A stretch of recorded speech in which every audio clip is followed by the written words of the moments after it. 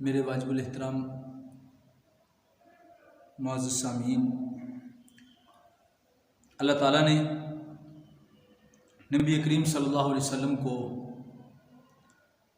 خاتم النبیین بنا کر بھیجا ہے، اور آپ صلی اللہ علیہ وسلم کی نبوت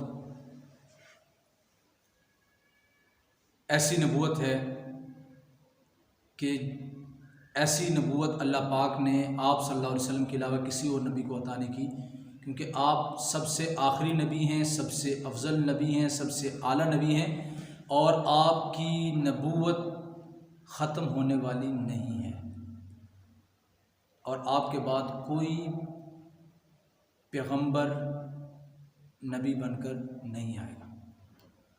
یہ نبی کریم صلی اللہ علیہ وسلم کو اللہ پاک نے شان عطا فرمائی ہے، اور نبی کریم صلی اللہ علیہ وسلم نے ہمیں وہ تعلیمات بتائی ہیں، وہ سنتیں بتائی ہیں، وہ اعمال بتائے ہیں کہ جن کو کرنے سے اللہ تعالیٰ راضی ہو جاتے ہیں، اور ہر اس کام سے نبی صلی اللہ علیہ وسلم نے ہمیں منع فرمایا ہے جس کام سے اللہ پاک ناراض ہوتے ہیں۔ اب اللہ تعالیٰ نے ہمیں حکم دیا نماز پڑھنے کا کہ اللہ کے گھر میں آئیں، آ کر نماز پڑھیں۔ تو اب آپ دیکھیں، یہ جو نماز ہے، یہ جو اللہ کا حکم ہمارے لیے اللہ پاک نے نازل کیا نماز کا، یہ کوئی معمولی حکم نہیں ہے، اور یہ کوئی معمولی عبادت بھی نہیں ہے۔ اگر ہم اس کی عظمت کو پہچانیں، اس کی قدر کو پہچانیں کہ اس میں اللہ ہمیں کیا عطا فرما رہے، اللہ ہمیں اپنے سے مانگنے کا طریقہ عطا فرما رہے، اپنے سے ہم کلام ہونے کا اللہ رب العزت ہمیں شرف عطا فرما رہے کہ ہم اللہ کے سامنے کھڑے ہو جائیں اور اللہ رب العزت سے دعا کریں، اللہ سے مانگیں۔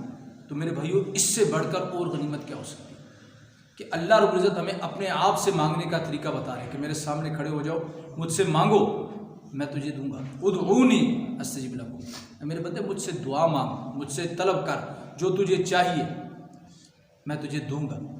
تو ہماری کتنی بڑی کمزوری کہ ہم اللہ کے سامنے کھڑے ہونے کے لیے بھی بہانے ڈھونڈتے ہیں۔ ہمارا فائدہ بھی ہمارے اوپر ایک چیز لازم ہے، فرض ہے، وہ تو ہے، اس کے علاوہ ہم اللہ کے سامنے سر سجود ہوں گے۔ اللہ رب العزت اس نماز کی برکت سے ہمارے رزق میں برکت عطا فرماتے ہیں، ہمارے مال و جان، عزت آبرو کی حفاظت فرماتے ہیں۔ اللہ تعالیٰ ہمیں بہت سے انعامات عطا فرماتے ہیں صرف اس ایک نماز پڑھنے پر۔ تو ہمارے اوپر چیز بھی فرض ہے، فائدہ بھی اس میں ہمارا ہے، اور اس کے باوجود ہم نماز نہیں پڑھتے۔ یہ ہماری کتنی بڑی محرومی کی بات ہے، کتنی بڑی محرومی کی بات ہے۔ اللہ کے گھر کو آباد کرنا یہ بہت بڑی چیز ہے۔ جس بندے کو اللہ تعالیٰ یہ نعمت عطا فرما دے کہ وہ اللہ کے گھر کو آباد کرنے میں لگا رہے، یقین جانیے اس بندے کے لیے تو دنیا میں ہی اللہ رب العزت اس کو کامیابی عطا فرما دیتے ہیں۔ آخرت میں تو ملے گی دنیا میں، جو بندہ اللہ کے گھر کو آباد کرنے میں لگا رہے، اللہ کے گھر کو آباد کرنے میں لگا رہے۔ ایک عالم دین گزرے ہیں، حضرت مولانا مظفر حسین کاندھلوی رحمۃ اللہ علیہ، بہت بڑے عالم تھے، اور وہ سفر فرما رہے تھے اپنے علاقے سے دہلی کی طرف۔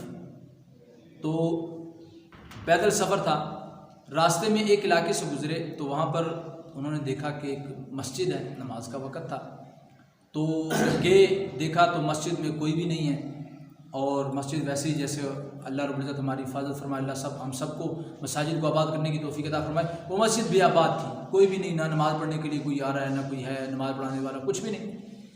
تو حضرت بڑے پریشان ہوئے کہ یہ کیا صورتحال ہے۔ بہرحال حضرت نے وہاں پر جگہ جو ساتھ خادم تھے اس کو بھی ساتھ لگایا، اور وہ مسجد صاف کی، اور اس کے بعد اذان کا وقت ہوا، اذان دی، لوگوں کے پاس گئے اور لوگوں کو کہا کہ بھئی آپ نماز کے لیے آئیں، یہ اللہ کا گھر ہے، اس کو آباد کرنا ہماری ذمہ داری ہے۔ تو لوگوں نے کہا کہ بھئی ہم یہاں پر کافی عرصہ ہو گیا، ہم میں سے کوئی نماز پڑھنے کے لیے نہیں آتا۔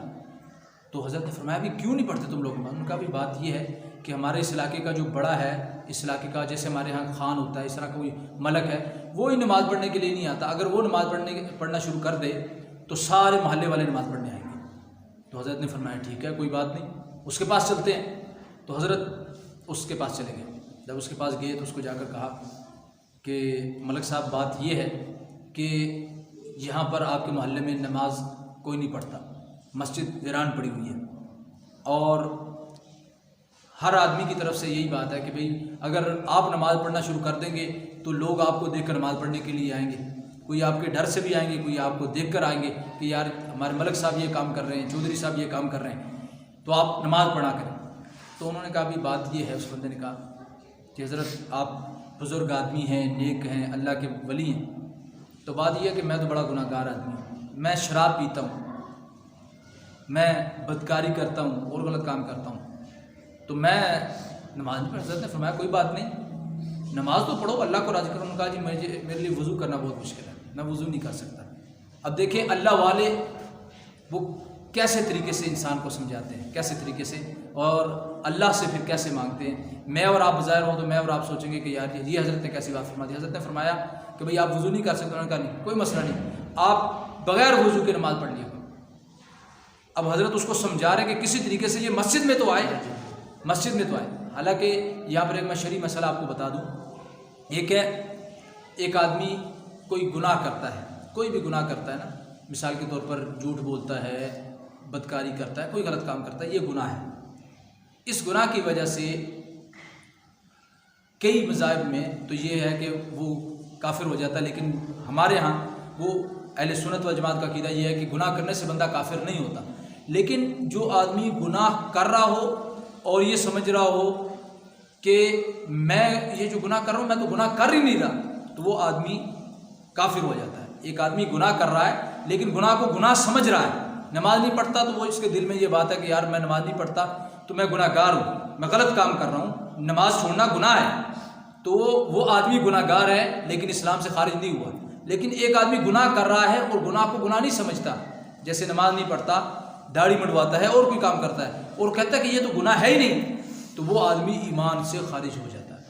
تو اس لیے میرے بھائیو اس کا خیال کرنا چاہیے۔ اسی طرح یہ جو نماز کے بارے میں یہ مسئلہ ہے کہ ایک آدمی بھول کر نماز پڑھ رہا ہے، اسے یاد نہیں کہ میرا وضو نہیں تھا، وضو ہے کہ نہیں، لیکن نماز کے دوران اسے یاد آ گیا کہ میرا تو وضو ہے ہی نہیں، میں نے وضو کیا ہی نہیں تھا، ٹھیک ہے، تو اب اس آدمی کے لیے یہ مسئلہ ہے کہ وہ وضو کرے۔ اگر وہ جان بوجھ کر، اسے پتہ بھی ہے میرا وضو نہیں، اور جان بوجھ کر بغیر کسی مجبوری کے وہ نماز پڑھ رہا ہے اور بغیر وضو کے نماز پڑھ رہا ہے، تو وہ آدمی ایمان سے خارج ہو جاتا ہے۔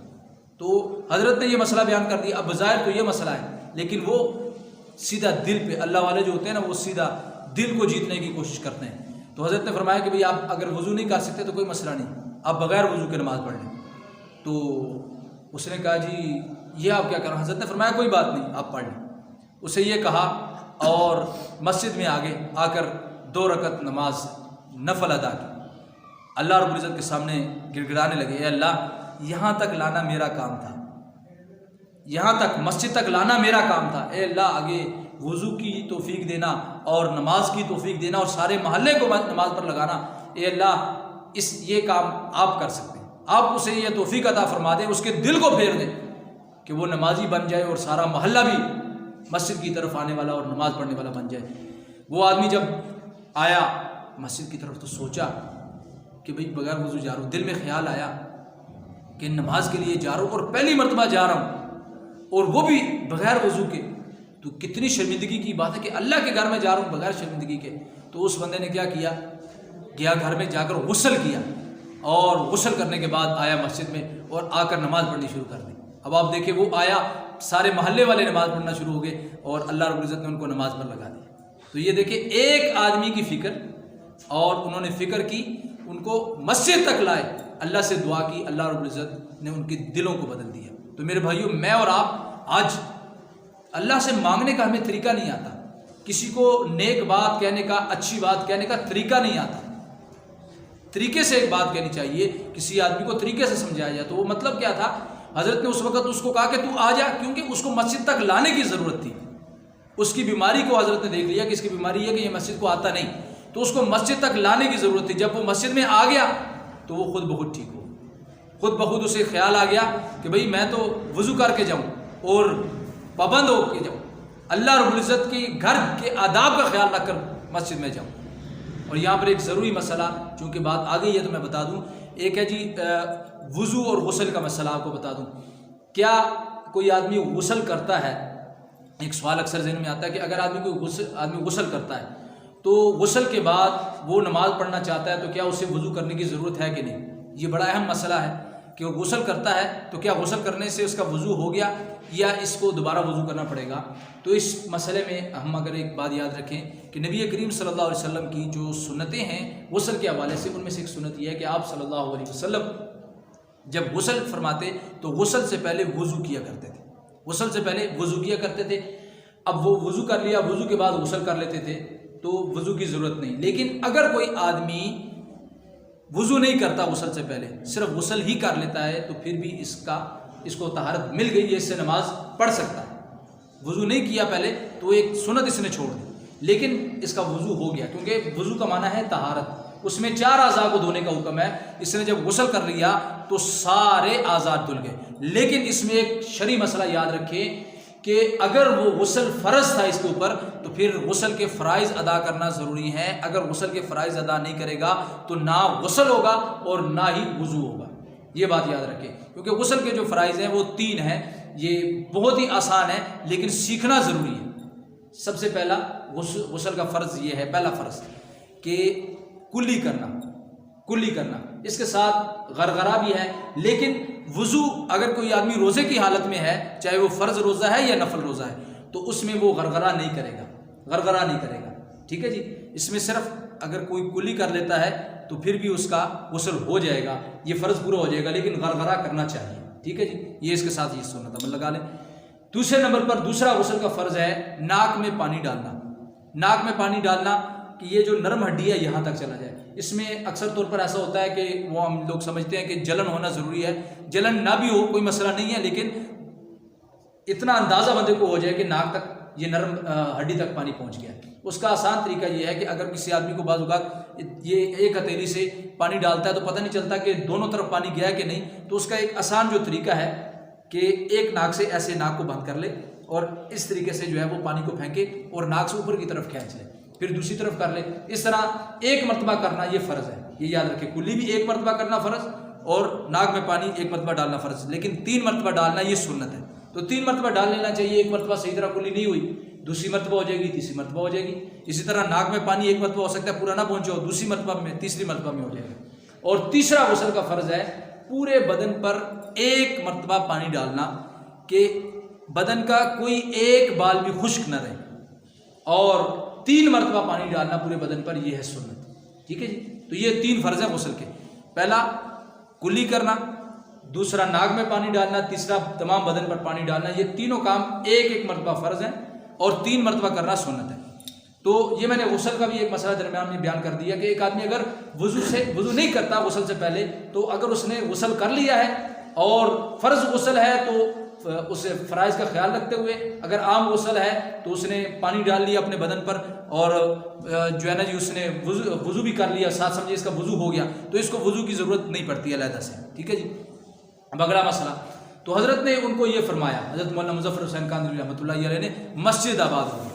یہاں پر میں آپ کو ایک بات بتا دوں، 2 گناہ موجودہ دور میں ایسے ہیں، 2 گناہ جن کی وجہ سے علماء نے لکھا ہے کہ ان 2 گناہوں کا عذاب اللہ بندے کو دنیا میں ہی اکثر دے دیتے ہیں. آخرت میں تو عذاب ملے گا ہی ملے گا، لیکن دنیا میں ہی مل جاتا ہے. تو ان دونوں کاموں سے ہم نے اپنے آپ کو بچانے کی کوشش کرنی ہے. پہلا کام ظلم. جو آدمی ظلم کرتا ہے کسی پر تو اس آدمی کو اللہ اس ظلم کی سزا دنیا میں ضرور عطا فرما دیتے ہیں. اس کو دنیا میں بھی سزا مل جاتی ہے، آخرت میں تو عذاب ہوگا ہی ہوگا، لیکن دنیا میں بھی اس کو سزا مل جاتی ہے. تو ظلم سے بچنا چاہیے. اللہ پاک قرآن میں فرماتے ہیں سنستدرجہم من حیث لا یعلمون. بندہ ہوتا ہے نا، وہ سوچتا ہے کہ یار مجھے تو کچھ ہو ہی نہیں رہا، وَأُمْلِي لَهُمْ اِنَّا کَیْدِی مَتِینٌ. اللہ رب العزت اس کو مہلت دیتے رہتے ہیں، اس آدمی کو مہلت دیتے رہتے ہیں اور وہ سمجھ رہا ہوتا ہے کہ بھئی مجھے تو کچھ ہو ہی نہیں رہا، میں اگر ظلم کروں تو پکڑا جاؤں، میں تو یہ ظلم کر رہا ہوں، مجھے کچھ ہو ہی نہیں رہا. حالانکہ اللہ رب العزت اس کو جو ہے ڈھیل دے رہے ہیں کہ بھئی یہ سمجھ جائے. لیکن جب اللہ اس کو پکڑتے ہیں تو پھر من حیث لا یعلم، اس کو پتہ ہی نہیں چلتا کہ کہاں سے میرے اوپر پکڑ آ گئی. اچانک ایک آفت آتی ہے، ظلم کر رہا ہے، غریبوں کا مال کھا رہا ہے، کسی سے زمین قبضہ کر لی، کسی سے مال قبضہ کر لیا، کسی سے کوئی چیز جو جہاں تک اس کا پاس پہنچتا ہے۔ صرف یہ نہیں، ایک آدمی فیکٹری کا مالک ہے، مزدور کی تنخواہ کھا گیا۔ ایک آدمی گھر بنوا رہا ہے، مزدور کی تنخواہ کھا گیا۔ ایک آدمی کوئی بھی کام ہے جو اس کے اوپر حق لازم ہے، اس حق کو کھا گیا، جو اس نے ادا کرنا تھا اس کو کھا گیا، تو یہ ظلم ہے، ظلم۔ اس لیے میرے بھائیوں، ہم نے یہ کوشش کرنی ہے کہ ظلم سے اپنے آپ کو بچائیں۔ یہ ایک ایسا گناہ ہے، ایک ایسی بیماری ہے کہ جس کی وجہ سے انسان دنیا میں ہی اللہ کی پکڑ میں آ سکتا ہے۔ تو اس لیے ظلم سے بچنے کی کوشش کرنی ہے، ظلم سے، ہر اپنے ماتحت آدمی سے ظلم سے بچیں، ظلم سے بچیں۔ اور نبی کریم صلی اللہ علیہ وسلم نے ظلم سے بچنے کے لیے ایک حدیث مبارکہ نبی صلی اللہ علیہ وسلم کی یاد رکھ لیں۔ آپ صلی اللہ علیہ وسلم نے فرمایا، انصر اخاک ظالما کان او مظلوما، تم اپنے بھائی کی مدد کرو چاہے وہ ظالم ہو یا مظلوم ہو۔ اب اس حدیث کا صحیح مطلب اکثر لوگ نہیں سمجھتے، اور جیسے ہمارے ہاں کہتے ہیں کہ اب اس کا بظاہر مطلب یہ نظر آ رہا ہے کہ تو اپنے بھائی کی مدد کر چاہے وہ ظالم ہو یا مظلوم ہو۔ مطلب یہ ہے کہ اگر کسی دوسرے کے ساتھ لڑائی ہوگی تو اس کا بھائی اگر ظالم بھی ہے تو اس کو چاہیے کہ اپنے بھائی کی مدد کرے، اور اس مدد کا مطلب ہم یہ سمجھتے ہیں کہ یہ اپنے بھائی کے ساتھ مل کر دوسرے کو مارے، اور اس کا بھائی اگر مظلوم ہے تو پھر بھی بھائی کے ساتھ مل کر دوسرے کو مارے۔ نہیں، حدیث کا یہ مطلب نہیں ہے۔ حدیث کا مطلب یہ ہے، نبی صلی اللہ علیہ وسلم فرما رہے ہیں کہ تو اپنے بھائی کی مدد کر۔ مدد یہ ہے کہ اس کو آخرت کے عذاب سے بچا، ظالمن کان و مظلوما، اگر وہ ظالم ہے تو اس کی مدد کر، یعنی اس کا مطلب یہ ہے کہ اس کو ظلم سے روک دے۔ یہ مطلب نہیں ہے کہ وہ ظلم کر رہا ہے اور تو اس کے ساتھ مل کر ظلم کر، نہیں۔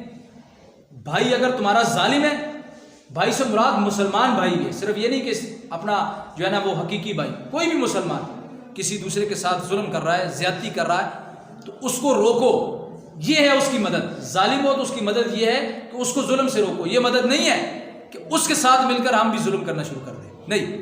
اپنے بھائی کے ساتھ ہمدردی کی ہے کہ اگر وہ کسی کے ساتھ زیادتی کر رہا ہے تو اس کو روک دیا جائے کہ بھائی یہ کام نہ کرو، یہ زیادتی نہ کرو۔ اور اگر وہ مظلوم ہے تو اس کی مدد یہ ہے کہ جو اس پر ظلم کر رہا ہے اس کو سمجھائے اور اس کے مقابلے میں اس کے ساتھ کھڑا ہو، اس کی مدد کرے۔ تو میں اور آپ آج دیکھ لیں کہ کیا میں اور آپ ظالم کی مدد کر رہے ہیں کہ نہیں۔ اگر میرا بھائی کسی کے ساتھ زیادتی کرتا ہے تو میں یہ نہیں دیکھتا کہ بھائی اس میں ظالم کون ہے مظلوم کون ہے، میں کہتا ہوں اپنے آدمی کا خیال کرنا ہے، اپنے آدمی کی طرفداری کرنی۔ نہیں میرے بھائیوں، یہ بات یاد رکھیں، یہ بہت بڑی ناانصافی ہے، چاہے وہ مسلمان ہو یا کافر۔ یہ نہیں ہے کہ میرا بھائی مسلمان ہے اور کسی کافر پر زیادتی کر رہا ہے، اس نے کسی کافر کا حق دبا لیا ہے، کسی کافر کا مال کھا لیا ہے، تو اب میں کہوں نہیں جی بھائی میں بھائی کی طرفداری نہیں۔ اس نے زیادتی کی ہے تو اس کو سمجھائیں کہ بھائی آپ جو کام کر رہے ہو یہ غلط ہے، زیادتی نہیں کریں کسی کے ساتھ۔ اور اگر یہ مظلوم ہے تو اس کے ساتھ کھڑے، کسی مظلوم کے ساتھ کھڑا ہونا یہ بہت بڑا اجر ہے کہ کسی آدمی کی، کسی انسان کی وجہ سے کسی دوسرے انسان کا کام بن جائے تو یہ تو بڑی بات ہے، بڑی بات ہے۔ تو اس لیے کوشش کرنی چاہیے کہ اگر ہماری وجہ سے کسی کی مدد نہیں ہو سکتی تو کسی کو ہم تکلیف بھی نہ پہنچائیں۔ اور دوسرا وہ گناہ جس کی وجہ سے انسان بعض اوقات دنیا میں ہی اللہ کی پکڑ میں آ جاتا ہے، وہ ہے قطع رحمی، رشتہ داری توڑنا، رشتہ داری توڑنا۔ جیسے آج ہم دیکھ لیں نا، چھوٹی سی بات پر بات ہوتی ہے، بہن بھائی ہیں، اب دونوں شادی شدہ ہیں، دونوں کی اولادیں، اب ایک دوسرے سے رشتہ مانگتے ہیں، رشتہ نہیں دیا، انکار کر دیا تو بس ختم۔ ہمارے ہاں جیسے لوگ کہتے ہیں نا، استاذ ماں مڑے جوندے ختم شو، میرا تمہارا جینا مرنا ختم، کہ اب نہ تو میرے گھر میں آئے گی نہ میں تیرے گھر میں آؤں گا۔ بھائی سے رشتہ مانگا نہیں دیا، تیرا میرا جینا مرنا ختم۔ میرے بھائیوں، یہ ہم نبی صلی اللہ علیہ وسلم کی سیرت سے بے خبر ہے، ہمیں پتہ ہی نہیں، اس لیے ہم لوگ ایسے کام کر رہے ہیں۔ اگر ہمیں نبی صلی اللہ علیہ وسلم کی سیرت کا پتہ ہوتا تو ہم کبھی بھی ایسا کام نہ کرتے، ہم کبھی بھی ایسا کام نہ کرتے۔ اس پر میں ایک وضاحتاً ایک واقعہ بھی عرض کر دیتا ہوں۔ نبی کریم صلی اللہ علیہ وسلم نے نبی صلی اللہ علیہ وسلم کی پیاری بیٹی حضرت فاطمہ رضی اللہ تعالیٰ عنہ، ان کے لیے پیغام حضرت ابوبکر صدیق رضی اللہ تعالیٰ عنہ نے بھیجا، نکاح کا۔ نبی صلی اللہ علیہ وسلم نے خاموشی اختیار فرمائی. حضرت عمر رضی اللہ تعالیٰ عنہ نے پیغام بھیجا، آپ صلی اللہ علیہ وسلم نے خاموشی اختیار فرمائی.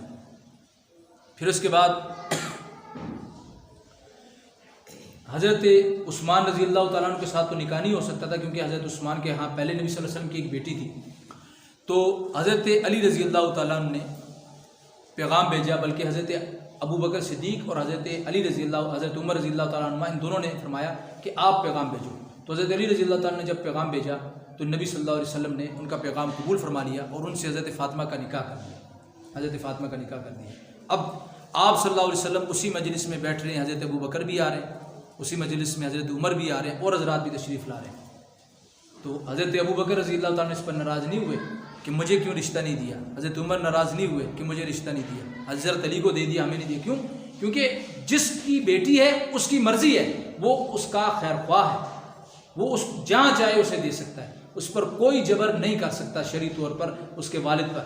جیسے ہمارے ہاں ہو جاتا ہے نا، کہتے ہیں کہ چچا اٹھ جاتا ہے لڑکی کا کہ بھائی تم کیسے باہر رشتہ دے سکتے ہو، میرے بیٹے کو نہیں دیا تو کسی اور جگہ نہیں دے سکتے. میرے بھائیوں، یہ جاہلیت ہے. میں نے آپ کے سامنے عرض کر دی. ہاں، اس شرط پر کہ اگر وہ کسی ایسے خاندان میں دے رہا ہے جہاں پر وہ بات ٹھیک نہیں ہے، وہ لڑکا غیر مناسب ہے، مثال کے طور پر وہ بد کردار ہے یا غلط ہے، زانی ہے، شرابی ہے، غلط لوگ ہیں، تو پھر وہ اسے یہ منع کر سکتا ہے کہ یہ جگہ ٹھیک نہیں ہے. لیکن یہ کہنا کہ بھئی اس وجہ سے رشتہ توڑ لینا کہ تم نے مجھے رشتہ نہیں دیا، یا کسی بھی معمولی سی بنا پر کسی وجہ سے بھی رشتہ توڑ لینا، میرے بھائیوں میں نے آپ کے سامنے عرض کر دیا کہ یہ وہ گناہ ہے قطع تعلقی جس کی وجہ سے انسان بعض اوقات دنیا میں ہی اللہ کی پکڑ میں آ جاتا ہے. تو اس لیے یہ جو معمولی سی بات پر رشتوں پر کسی سے ناراض ہونا کہ مجھے رشتہ نہیں دیا، میں ساری زندگی کے لیے اس سے تعلق ختم کرتا ہوں، تو یہ شریعت اس بات کی اجازت نہیں دیتی. یہ اس کا تعلق جاہلیت سے ہے، شریعت سے نہیں. تو اس لیے ہم نے ان دونوں گناہوں سے اپنے آپ کو بچانے کی کوشش کرنی ہے، ایک ظلم